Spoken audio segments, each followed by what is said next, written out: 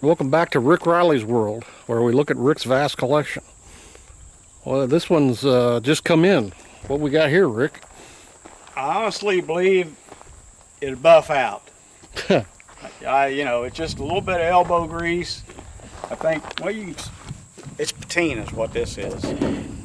Be a good candidate for an LS swap. There you go. It don't have a lot of weight to move around, so that LS should be able to handle it.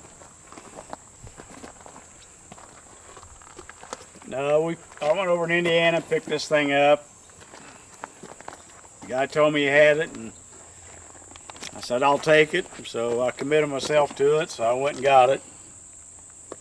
It's 64, I believe, is what the title says.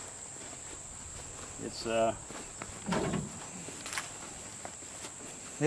got the deluxe interior package. Oh yeah.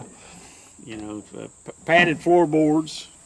It's got everything that you'd ever want in a vehicle, luxury-wise, and it's got good air in it too. And a nut behind the wheel.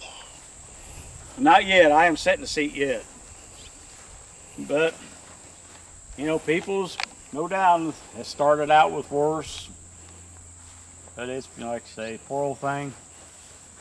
It's served its time.